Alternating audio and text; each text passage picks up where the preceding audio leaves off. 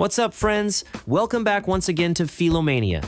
Today, we've got a brand new box to open, and you already know what that means, another unboxing adventure.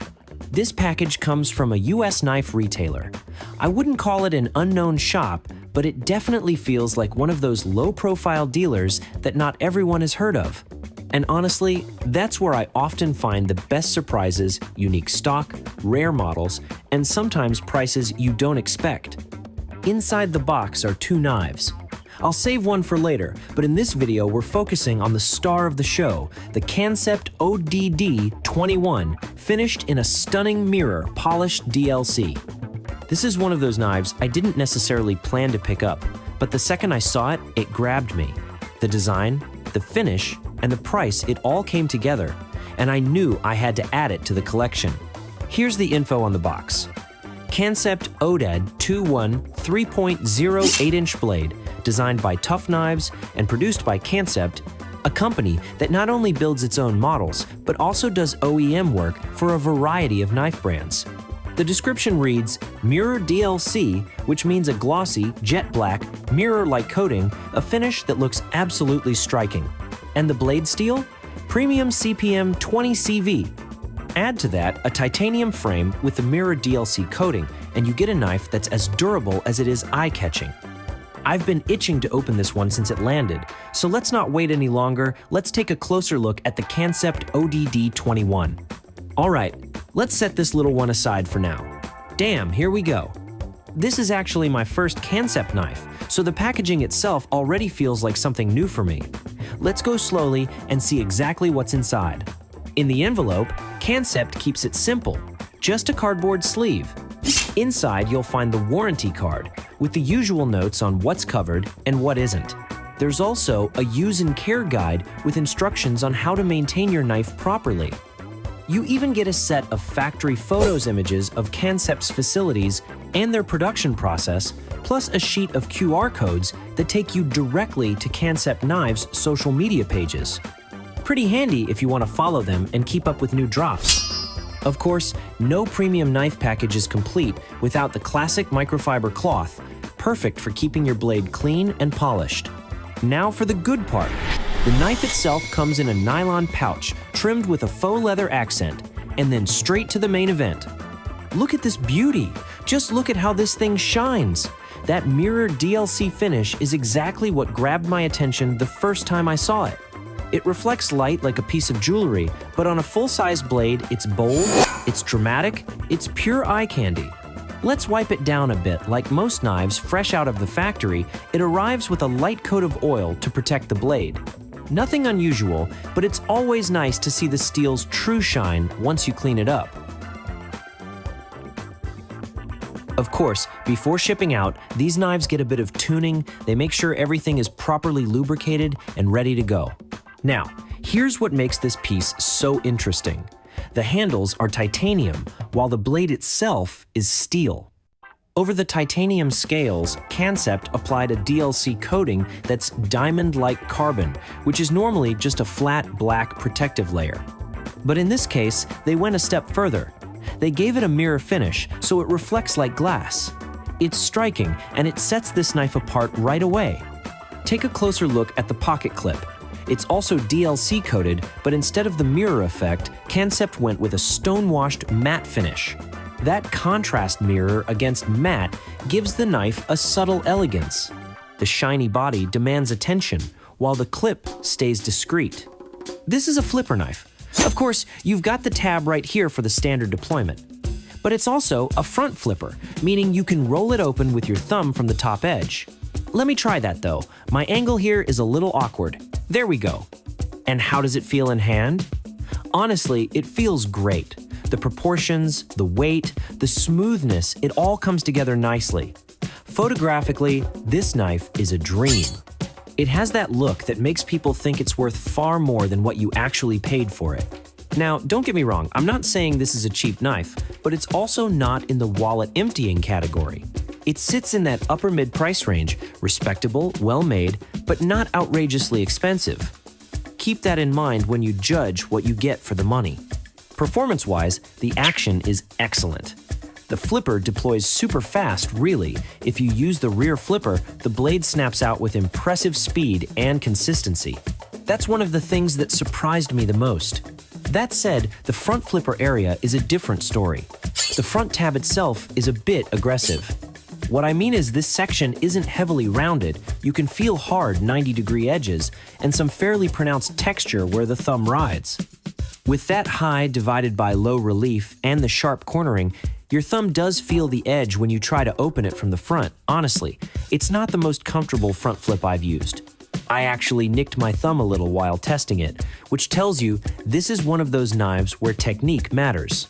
It's not that the front flipper doesn't work, far from it. It deploys fine, and with practice, you'll absolutely get the motion down. But on first impressions, it feels a touch raw, functional, fast, but not refined for thumb comfort. By contrast, the rear flipper is excellent smooth, ergonomic, and far more pleasant in regular use. So if you're planning to carry this day to day, you'll probably find yourself favoring the rear flipper until you get more comfortable with the front flip technique.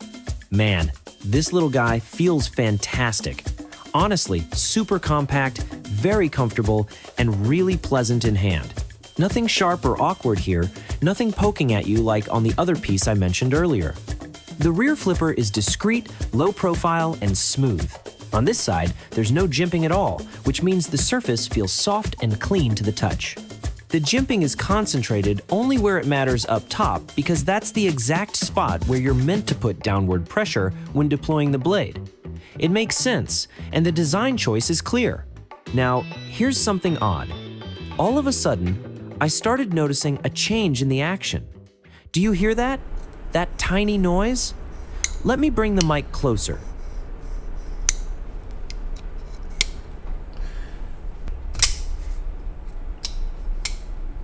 Yeah, that faint, gritty sound. It almost feels like the bearings, even though they came pre-oiled from the factory, might have a little debris inside. This knife uses caged bearings, meaning the balls are housed in a track, covered on top, bottom, and sides, with only the contact points exposed. Normally, that's a premium system that guarantees a glassy, smooth deployment. But for a moment there, it felt like the action was dragging. The blade didn't want to fire out with the same speed. It could just be the angle of my hand while flipping, or maybe I'm being overly cautious because I don't want this thing snapping open into my camera lens. That would be a tragedy, and yeah, I'd be crying at the river if I killed my gear. Still, my first impression is that this knife might benefit from a touch of extra oil just to keep the action running as flawlessly as it was designed to. So yeah, I think this guy just needs a little tuning, and no, I'm not planning on taking it apart. I don't feel like opening the whole knife right now. Instead, I'll just give it a quick shot of WD-40, the same trick I've recommended to you all before. The thing about WD-40 is that it sprays in under pressure, so it can actually reach the bearings tucked inside the pivot. That's exactly where I want it to go to give the action a bit more lubrication so it runs smoother. Don't get me wrong, the knife doesn't feel tight or sluggish overall, but every now and then it kind of stalls. You've seen it.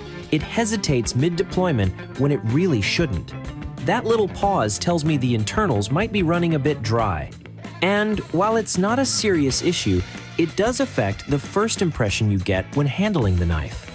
Let me fake it here so you can see, yep, that moment when it just hangs there. That's what I'm talking about. Now, one option would be loosening the pivot a hair to ease the tension, but honestly, I don't think that's necessary. The pivot feels dialed in pretty well. It's really just that sound, you hear it? That faint rasp?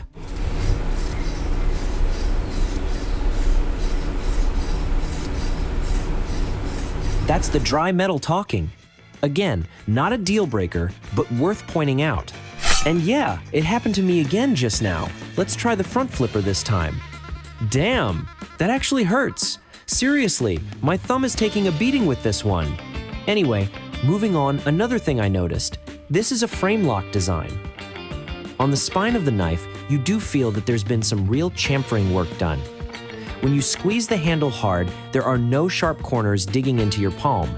Everything feels smooth and comfortable. That's why the contrast with the frame lock cutout is so noticeable there. You really feel that bite when you disengage it. Now, some people might say, well, maybe that's intentional. If the cutout was rounded, it might not provide enough traction for your thumb. But honestly, I don't buy that. I have several frame lock knives, and all of them manage to give you proper traction and comfort. Most brands do a slight chamfer, and often even add a touch of jimping tiny grooves or cross-cut lines that give you grip without punishing your thumb. That's the ideal solution: secure, slip-free operation without causing fatigue. Moving on, the scales themselves are held by just a single screw. Looks like a Torx 6 to me, pretty small. The pivot is a Torx 8, and it's surrounded by a titanium collar. It looks clean, elegant, not flashy, just a nice detail that complements the design. On the opposite side, again, you see a Torx 8. And the pocket clip, if you can see it here, seems to be mounted in a way that blends smoothly with the overall profile. Let me adjust the lighting so you can catch that detail better. Wait, let me show you properly. There it is. See? Inside, you've got the hidden screw you need to loosen in order to remove the pocket clip. That's the beauty of this knife. The Kansept ODD 21 doesn't flood the scales with a bunch of exposed screws. A lot of knives will have 4, 5, even 6 visible Torx scattered across the handle. Here, the design keeps it clean, minimal. And that's something worth pointing out. This knife has a very sleek aesthetic. When light hits it, it looks almost futuristic, like a tool that doesn't even belong to Earth. I mean, think about it. Have you ever seen a UFO covered in screws or rivets? Exactly. That's not how they build them on other planets. That's the concept here. Few visible screws and the rest hidden within. And that, to me, is a smart design choice. The backspacer is titanium as well, finished in the same matte tone as the pocket clip. And again, no extra hardware cluttering up the lines. I'm pretty sure most of the screws are internal, like the pocket clips, and honestly, I appreciate that effort in design. It gives the knife a futuristic look, almost like an alien object rather than a traditional folder. As for the blade, yes, it's a drop point. You can see here the flats along the blade spine, a very classic profile, but with that modern, high-polished twist. Here's where the logo sits, and the rest of the blade geometry is cut in a way that clearly makes slicing easier. You can see here the chamfering front and back thinning out the stock as it goes down. And of course, from this line right here, you've got a flat grind that runs all the way to the edge. That means the blade thins in a straight line from spine to edge, giving you a consistent angle. The advantage? It strikes a great balance between durability and cutting performance. A flat grind like this is sturdier for hard use compared to a hollow grind, but still plenty slicey for everyday tasks. And it looks good too. It's a drop point. Clearly, you can see the tip slopes down naturally, and there's just enough belly in the blade. That belly helps with slicing, making your cuts quicker and more efficient. The steel is 20 CV Classic, premium steel. Not the newest kit on the block, but it's proven. High quality. With this DLC mirror coating, you're getting added protection. Now, sure, if you're cutting rougher materials like wood, expect scratches on that glossy finish. But if you're sticking to cardboard, mail, rope, fabric, no problem at all. The only thing is, with a polished mirror finish like this, fingerprints will show up all the time. That's just part of the game. You'll need to keep that microfiber cloth handy to make it shine like the futuristic tool it was meant to be. As for the handle, yes, all 4 fingers fit nicely. The profile tapers slightly toward the back, giving it a sleek feel. Comfortable, yes, though I wouldn't call it the most ergonomic knife out there. It's not bad. The pocket clip doesn't get in the way you barely feel it, and it's nicely contoured. But here's the thing. The way the handle tapers toward the back, it does cost the knife a bit of ergonomics. Why? Because when you grip hard, especially if you've got long nails like I do, they'll start pressing into the palm of your hand. What I really wish this knife had is a proper choil. Not just a shallow cut, but a well-defined U-shaped choil where you could rest your index finger. That would have given this knife a much more aggressive grip, letting you apply more leverage and, in turn, more force. As it stands, there's only a tiny, almost symbolic choil, not big enough to fit even a fingernail. And yes, I miss it here. In my opinion, adding a choil wouldn't have ruined the knife's sleek, futuristic aesthetics, it would have improved them. It would have made the grip more versatile, more functional.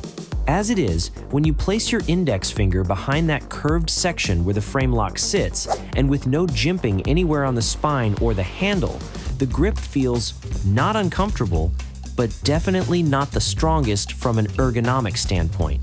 So, what kind of knife is this really? This is a knife to admire, to pamper, not one you're going to throw into heavy-duty tasks. Its design isn't made to take that kind of punishment. Like with most knives, the action will loosen up over time. Right now, out of the box, the tolerances are tight, which is why sometimes the blade stalls halfway through deployment.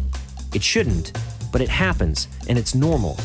Give it a week or two of regular use. Add a little oil, maybe fine-tune it just a hair, and it'll start running silky smooth. Sedita, as we'd say back home in Peru, smooth as silk. The pivot here is a double-sided setup, so you'll need 2 Torx T8 drivers to adjust it properly. Both sides need to be balanced, so the blade stays perfectly centered just as it comes from the factory, which is spot on. The pocket clip? This thing is no joke. It's one of the strongest, tightest clips I've handled.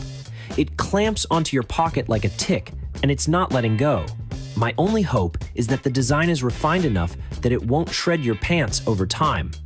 Given how slick this DLC mirror polish finish is shiny, reflective, almost slippery, I don't think it'll chew up your fabric the way more textured clips sometimes do. Believe me, I've had knives that literally tore the edge of my jeans. One last detail. Right here, you'll see a very small Torx, maybe a T4. That's for the lock bar insert, the hardened steel insert that mates with the blade tang. Over years of use, that insert can wear down, but it's replaceable. It's good to know Kansept thought about that for the long haul. Now, just to be clear, there's no blade play here. Not side to side, not up and down. Everything locks up solid, which is exactly what you want. But keep in mind, Kansept didn't include any spare lock bar inserts in the package. Some brands do, so you can swap them out when they wear over time. Here, you'll have to reach out if you ever need one. For now though, this knife is rock solid. Wow. This has turned into one of the longest unboxings I've ever done on this channel, and that tells you something. It means this knife had a lot worth talking about. The Kansept ODD 21 is a gorgeous piece, and it kept giving me details to highlight, from design to function. I hope you enjoyed this deep dive unboxing. If this knife catches your eye, don't hesitate, too long availability is limited. The moment I saw it at Atlantic Knife, I grabbed it. On Kansept's own website, it's already sold out. So if you're lucky, you might still find stock there. All right, my friends, that's it for today. From me and from all my monsters, thank you for sticking with me through this long, detailed look at the Kansept ODD 21. I hope you found it useful, maybe even inspiring. Take care, enjoy your week, and I'll see you in the next chapter of Filomania. Ciao, ciao!